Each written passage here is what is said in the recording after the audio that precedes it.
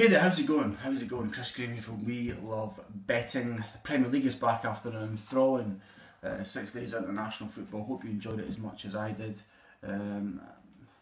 Fairly good for Scotland, 4 points out of 6. I can't really complain at that. No, got it. But let's get stuck back into the club action. 3 bets. I wouldn't imagine those will be in the 3 most popular betting selections of the weekend, but these are my views, and if you agree or disagree at your leisure, obviously.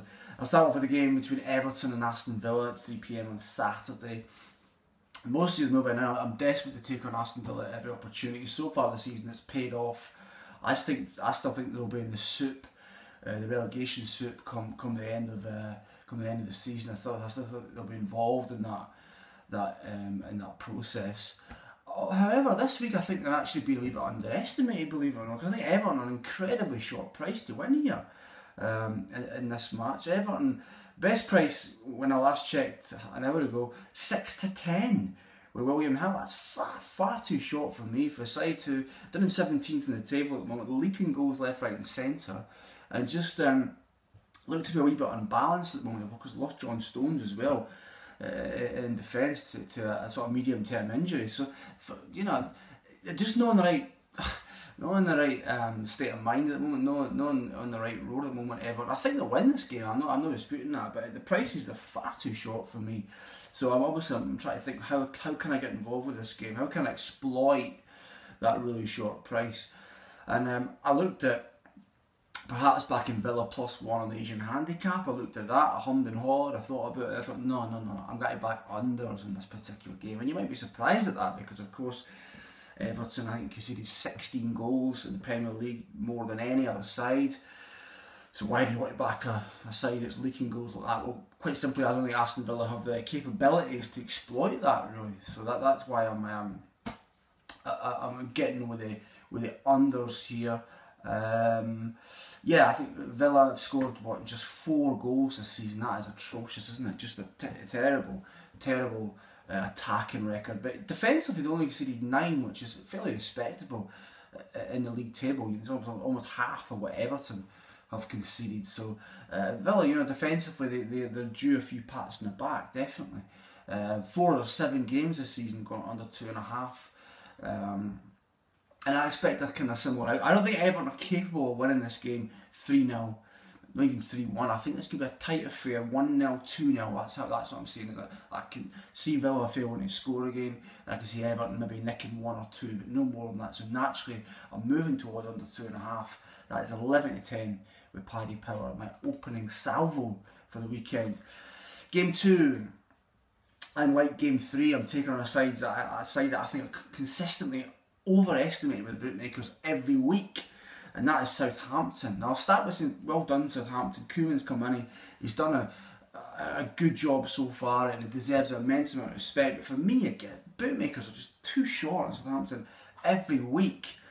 8-13 this week at home to Sunderland. Not for me whatsoever. I think a lot of people were surprised when they lost to Spurs before the international break. I wasn't at all, because although they've had a great start to the season, the fixture list was incredibly kind to Southampton. They're the only side they've beaten for the top 10 last year on Newcastle, and we know that state there in the moment. So there'll be anyone for the top 9 last year so far this season. They've done well, but for me they've beaten teams that they should have beaten, and they're in a position that they probably should be in. Maybe I'm being a bit harsh. I don't know. That's my view. And I like Sunderland. I don't know why. I just like Sunderland. Despite the fact they didn't like winning football games, but I still like backing them. They've lost half the number of games as Southampton have this season, 1 against 2, obviously. They've got draws against Man United, they've got draws against Spurs. So they've done all right. They won 3-1 last time 2 weeks ago away at home to Stoke, which is hopefully put them on the right path now, and Poy's side will be a lot more confident now after that particular win. I'm really hoping that. I'm not suggesting they'll win this game, because St Mary's a really tough place to go. If you put a gun in my head, I'd say Southampton narrow win probably, but not at the prices. So again, how can I get me Sunderland? How can I take on that short price? and I am getting involved in the Asian handicap this time.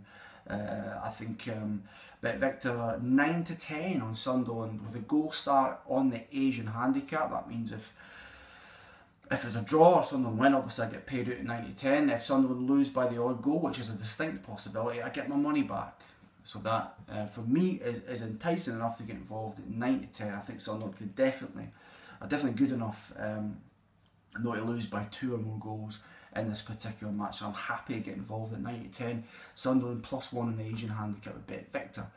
And game 3, another team I want to take on is Swansea, who I think again are unbelievably overrated. The prices, I've seen this a few weeks now, and this for me is definitely because they're 15-8 to win at Stoke on Saturday.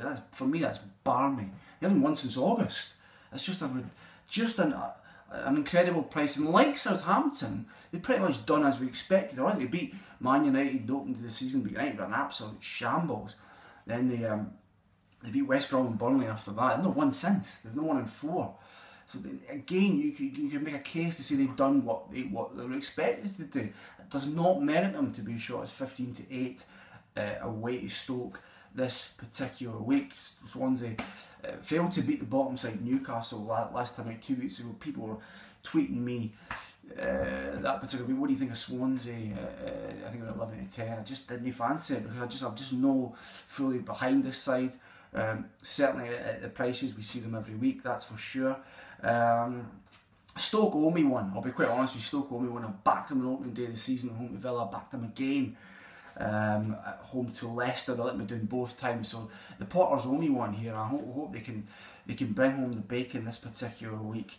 I just think the price is a fantastic price. 31-20. That's more than bigger than 6-4 at home against Swansea. I think that's a superb bet, and I get the fact that they lost their first 2 home games of the season. Since then they beat Newcastle a couple of Mondays ago before the international break at home. Hopefully that's now settled with that monkey off their back at the Britannia this particular season. But I think it is worth stating the fact that once again that Stoke finished 6th in the home table last year. They beat some big sides at the Britannia last year, and that kind of just dissipate over a summer. I still think they must have that belief and that confidence on home turf, and I think they will see that this weekend definitely. 31-20, I think that's a smashing bet at home to Swansea, and that's my best bet of the weekend. It's Everton Villa under 2.5. It's Sunderland +1 in the Asian handicap, and it's Stoke to beat Swansea. See you later.